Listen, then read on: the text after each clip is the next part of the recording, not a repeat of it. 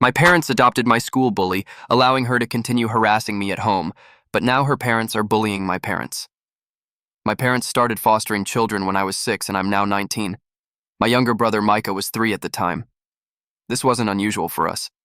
I remember feeling somewhat excited the first time they brought another child home. And although there were difficult times over the years, it became a normal part of life. Some children stayed for a few months, others longer. I got along well with most of them, and so did Mick. We were accustomed to sharing toys, having someone new at the dinner table, and being told to be patient while someone adjusted. It didn't bother me. It was simply how life was for us back then. Everything changed with Vienna. I met Vienna in 2nd grade. She arrived midway through the school year, and I remember thinking she was intense from the start. Other kids said she was angry with me. I had no idea why. I barely knew her name, and suddenly she was glaring at me with hatred and whispering things about me to others. I remember thinking, okay, if you don't like me, I don't like you either. And so it was. We always clashed. At first it was silly stuff, refusing to sit together, rolling our eyes, typical kid things. But in 3rd grade it worsened. She started bullying me. I mean real bullying. She would knock my lunch off the table. Once she stepped on it right in front of me and laughed. She invented rumors that I had farted in class so others would make fun of me. One time she told the teacher she didn't want to work with the weird-eyed girl. I have a scar that runs over my left eye and across the eyelid. It's been there since I was a baby. It doesn't hurt, but it's noticeable. Vienna made sure everyone noticed it. She said I looked evil like Scar from The Lion King. It became common. Kids started calling me Scarface and things like that. It affected me so much that I started styling my hair to cover that side of my face. The teachers knew. My parents were called a couple of times because Vienna was making my life hell. She always played the victim, saying I was too sensitive or that I had started it. My parents would give me the typical respond with kindness speech. They said she must be going through something difficult at home and that I should just ignore her. They didn't understand until one day they told us we would have a new foster child. I was 10 years old then. Guess who it was? I don't think I had ever felt so much rage and panic at the same time before. I yelled, "No!" I screamed for them not to bring her home. They thought I was overreacting. They said it would be an opportunity to get to know her better, maybe even become friends. I kept screaming. I told them she was evil, that she was ruining my life, and now they were letting her into the only place I felt safe. They didn't listen to me. She moved in and acted as if nothing had happened, as if we were strangers.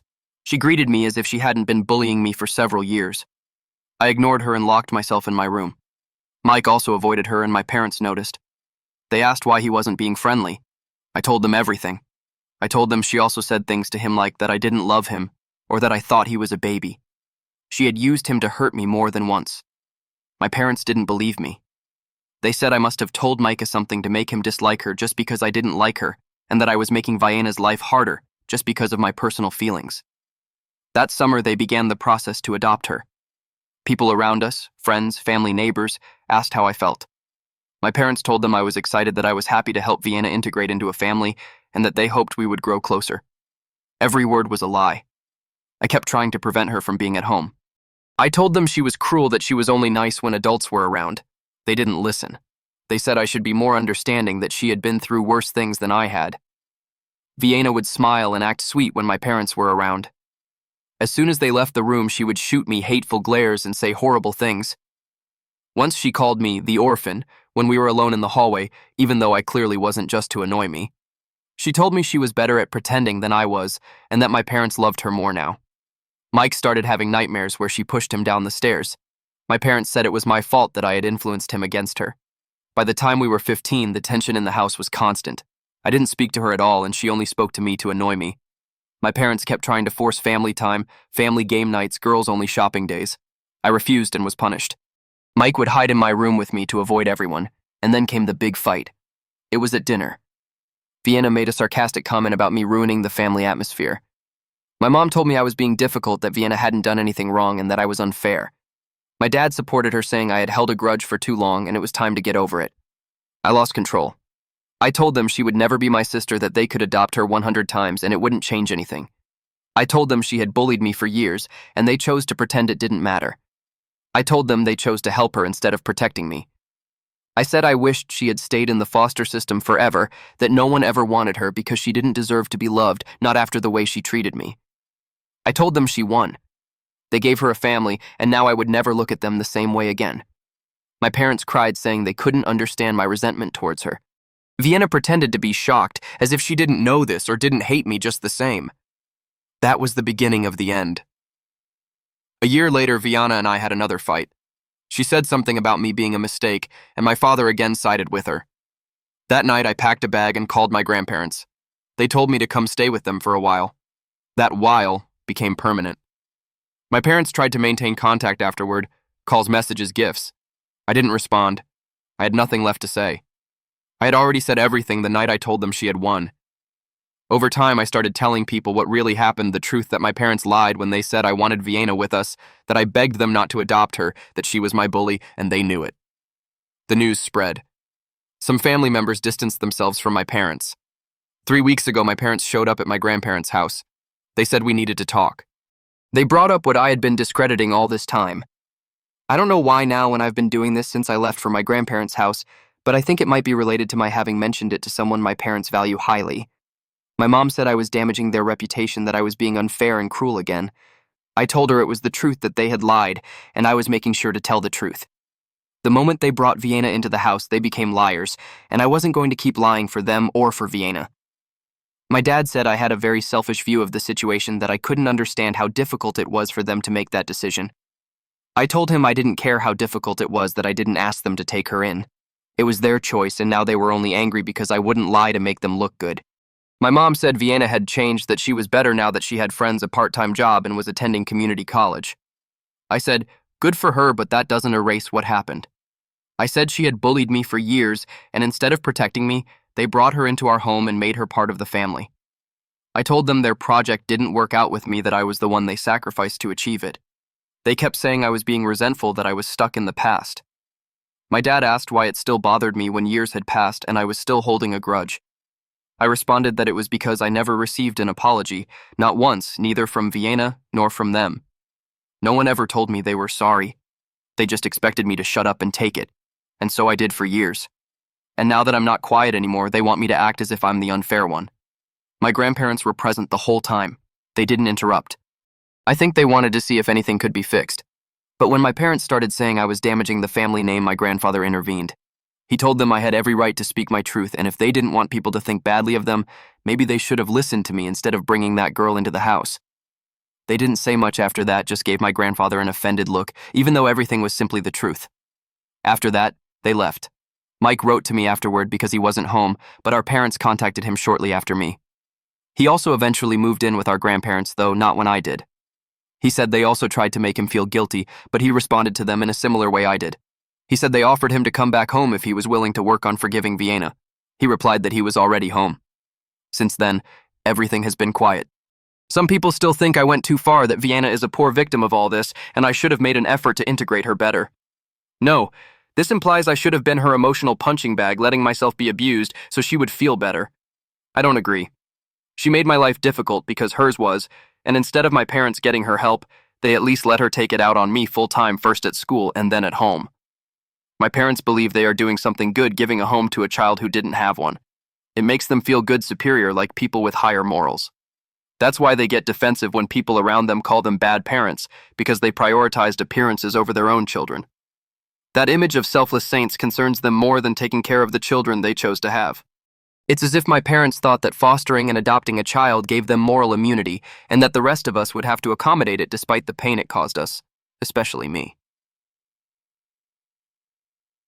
Update 1. After my post a couple of months ago, things were quiet for a while. My parents didn't contact me again. No calls, no messages, nothing from them, not even from Vienna, although she never did during this time. After moving in with my grandparents, I changed schools, and that was the end of contact with my bully. We thought they had finally accepted how others saw things and thus wouldn't need me to lie for them anymore. But last week, something arrived at my grandparents' house. It was a letter directly from a law office. Apparently, my parents updated their wills. Mike and I were formally removed as beneficiaries. Every asset, every dollar, everything they own will now go to Vienna. There was even a note attached from the lawyer saying they were heartbroken by my rejection and had no other option but to honor the daughter who did want to be part of their lives and had treated them like true parents. It stated that she hadn't lied, that she was always there for them, and that blood didn't make a family, but rather the bonds of love they shared with Vienna and not with us because we had stopped doing so long ago. But they were somewhat right because we didn't love them nor did we want them in our lives.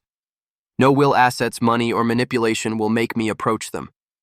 And I know my younger brother feels the same way right now. When you have convictions, those things don't buy your will. I know they did this just so I would regret it and beg them not to cut me off. Otherwise, they wouldn't have sent anything. They would have done it silently, and I would have found out perhaps when they passed away. This is their tool of manipulation, part of what exemplifies why they are bad parents. The only reason the topic came up in our house was because my grandparents saw the letter and were furious. After reading it, they sat down with me and told me that since their son had decided to erase me, they would also erase him. Well, they had already said that on the day I had to leave home. They said they had already changed their wills. Everything they own, house, land, savings, will now go to Micah and me. I told them they didn't have to do that. Truly, I told them I wasn't with them for the money and didn't care about the inheritance. But my grandparents said the worst thing they could do was leave something to my parents, who as parents had proven that word was a bit too big for them. Mike is 16 and doing very well since he left our parents a couple of years ago. He didn't suffer Vienna's bullying as much, but he wanted to live with me and our grandparents after I moved out and was more than welcome to do so. We love having him with us. He's a normal teenager with a fairly quiet life, doing better in school. Everyone flourishes upon leaving my parents' house, and Mick is no exception. I've been taking courses at a community college and working part-time trying to find my path in this life. In this time, I haven't spoken to Vienna, and I don't plan to. She hasn't tried to contact me either, and if she ever does, she's blocked. I don't owe her a conversation or closure. If she wants to change, good for her, but that doesn't mean I have to let her back in just because. I don't know if that's true or just my parents trying to manipulate me, but I'm not going to check because plainly and simply I don't care. My brothers and my life continue without my parents and without all the trauma I experienced as a child. Edit. I don't know if my parents know they won't receive my grandparents' inheritance. My grandparents haven't sent them anything. They simply told their lawyer to change things and that's it. But I think my parents should see it coming because they know my grandparents are on my side, and that only means that if they cut me off, my grandparents will cut them off. They might take it into consideration or, as I said, use it as a threat. Perhaps they're okay with it because my grandparents' inheritance is superior to what my parents could leave me. My parents wouldn't be so foolish as to be cut out of my grandparents' inheritance, would they? Update 2. Something I might not have mentioned in my previous posts because I didn't know too much and because it wasn't my story to tell. Mine was already complicated and long enough without adding parts of other people's stories. It was Vienna's story. During the years I lived with my abuser, both at school and at my parents' house, what I knew was that she had negligent parents. I don't think she received extreme physical punishments or those kinds of traumatic things, but there was a rumor that she was left alone for hours, that they consumed alcohol and worse things. That's why Child Protective Services intervened and removed custody from her parents, which led her to foster homes and then to my parents. That was the rumor, but now I have confirmation that much of it was true. This explains why Vienna is the way she is, though it doesn't justify it. For years, I saw many children with traumas even worse than hers, but who only had goodness in their hearts. Unlike Vienna, who seemed to have a hollow brick instead of a heart, they broke their family's toxic cycles and seemed ready for things to be different. Now you might wonder why I'm telling you this if I didn't bother to detail anything about Vienna's life before. Well, Vienna's biological parents have returned and want to be a part of her life. I know this because my grandparents have been hearing things plus one specific call. Apparently these parents are clean now, or at least they present themselves that way, and they don't want Vienna to cut contact with my parents, but they do want to be more present in her life, which has created a rather strange dynamic for my parents. On one hand, they are happy that she has contact with her biological parents. On the other hand, they are a bit jealous because she is spending more time with them. Vienna has started including them more, going to dinner with them, spending time together, and even spending Christmas at her biological parents' house instead of doing so every year with my parents. It's as if my parents feel displaced by this new normal and are not so happy that Vienna is in contact with them, to the point that they have started telling her to be careful because they might have other intentions. They went from wanting Vienna to be happy with her biological parents to not so much, because they went from having 3 children to only 1, and now, not even that.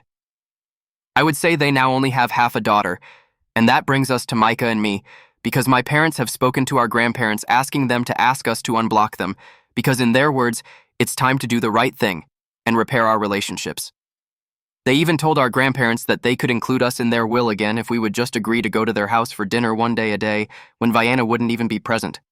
My grandfather replied that he would pass on the message, which he did, But he also told them it was very likely we would say no and that we wouldn't unblock them to respond. And he was completely right because that's exactly what we plan to do. Vienna abandoning them or spending less time with them does not soften us or move us to forgive them.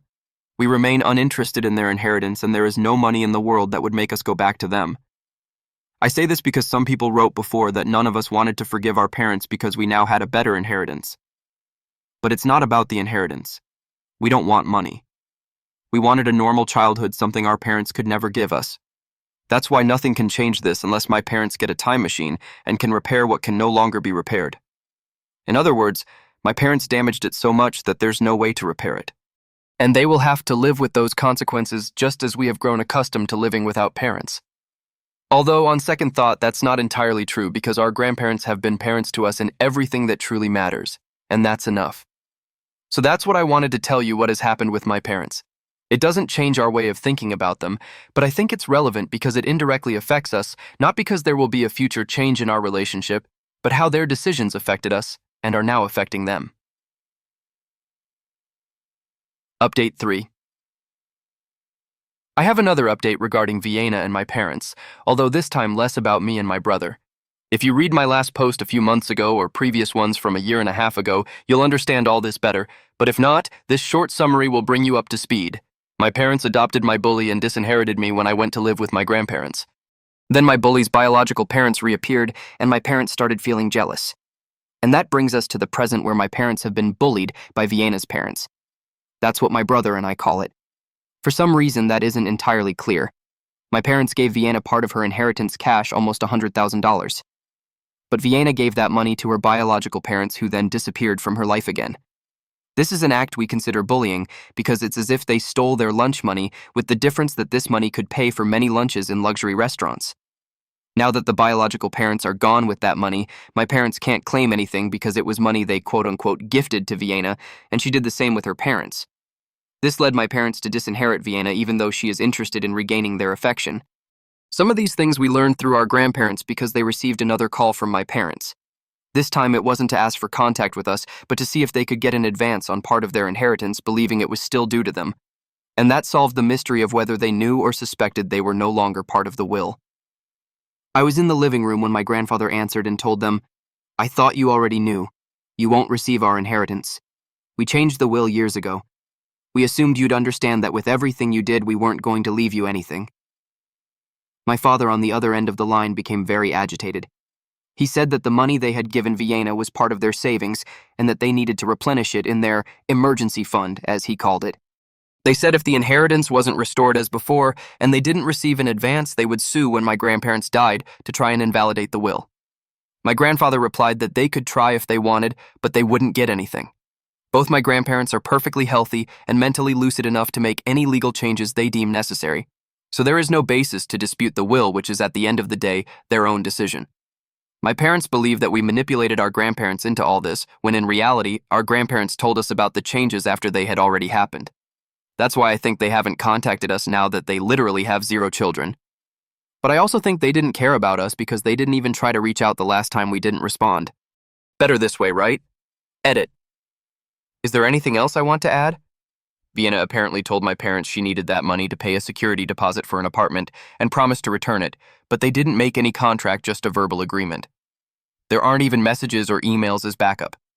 That's why my parents haven't been able to sue anyone, but what they have done is harass our grandparents about the inheritance.